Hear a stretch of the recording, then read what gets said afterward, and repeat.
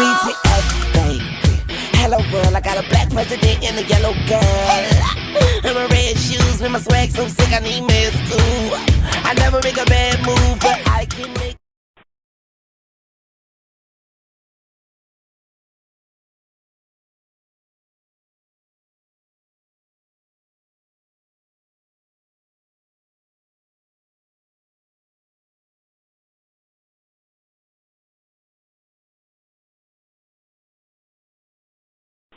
The Fugitive Slave Act.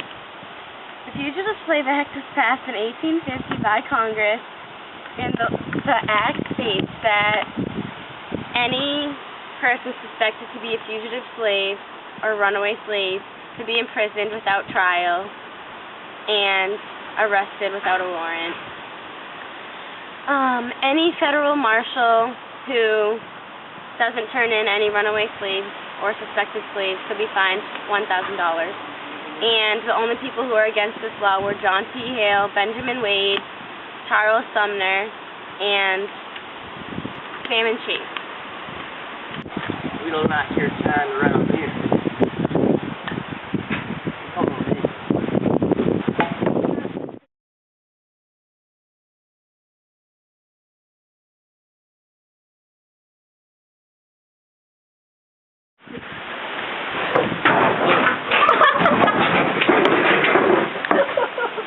Orange,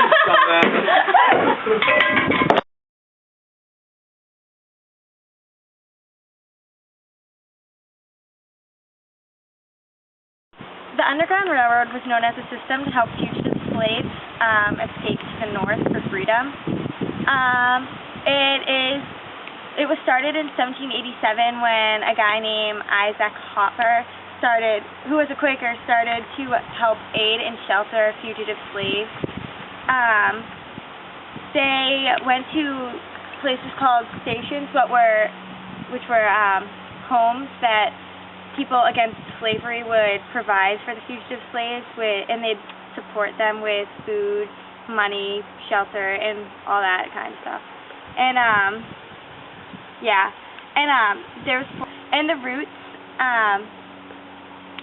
the routes went to 14 northern states and in Canada. The stations were usually like 20 miles apart, and the fugitive slaves were brought from each station in carts and wagons by their conductors. Tubman was a very well-known conductor that took part in the Underground Railroad. She made like 19 trips and helped over 300 people, escaped slaves, get to the north. The fugitive slaves traveled during night and hid during the day, and at night, to help the fugitive slaves get to their stations, the people who lived at the station put brightly lit candles or lanterns in the front yard or in their windows to help them find where the stations were. Sorry. Plantation owners were becoming really concerned with all this that was going on. They made a really big money reward for people to capture Harriet Tubman, and they got so concerned that they wanted to pass the Fugitive Slave Act, and that the Underground Railroad was one of the most major causes for this act to be passed. It was so successful. And it was so successful that over 50,000 slaves had escaped from the south into the north.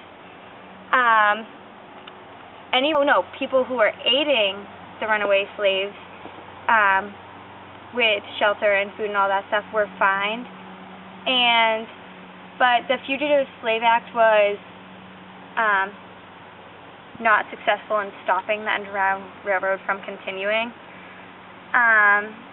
And Thomas Garrett, who was a station master, he paid more than $8,000 in fines, and this became like a problem because a lot of the people working at the stations were getting fined. And and there was a guy named John Fairfield who was one of the white conductors in the Underground Railroad, and he was even killed for working in the Underground Railroad. And the Underground Railroad is a really important part in history that shows black discrimination.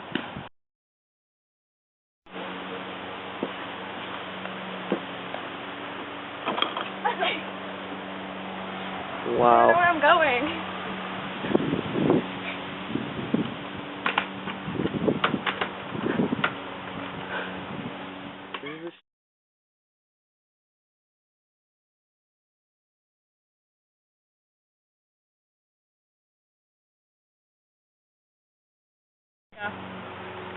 On December 1863, Abraham Lincoln announced the Fugitive Slave Act.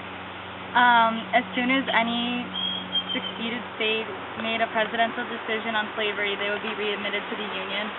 The Radical Republicans didn't approve of this because it didn't give equal rights to the freed slaves. And when Abraham Lincoln was assassinated, Andrew Johnson issued his own Reconstruction plan. And that's the Reconstruction plan.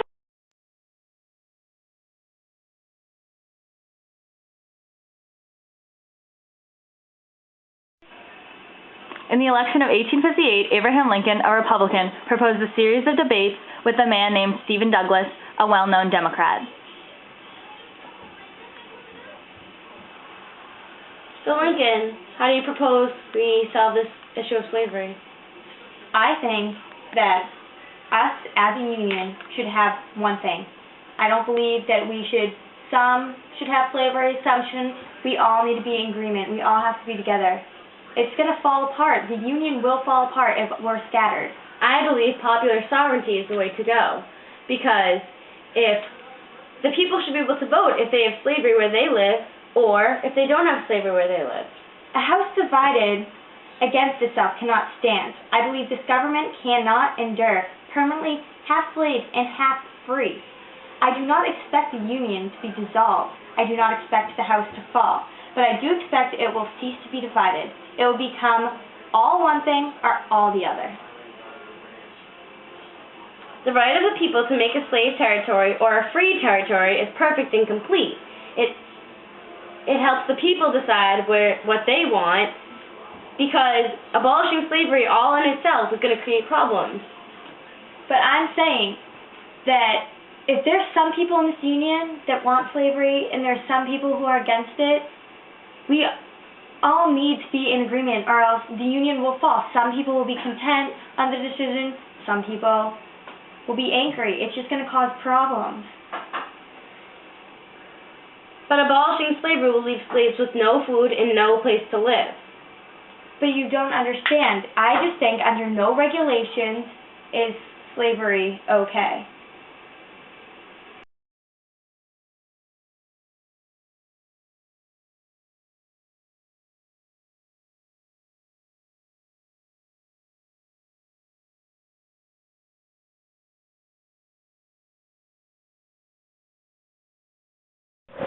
A Ku Klux Klan member standing on the street. Oh! Oh, yeah! Oh!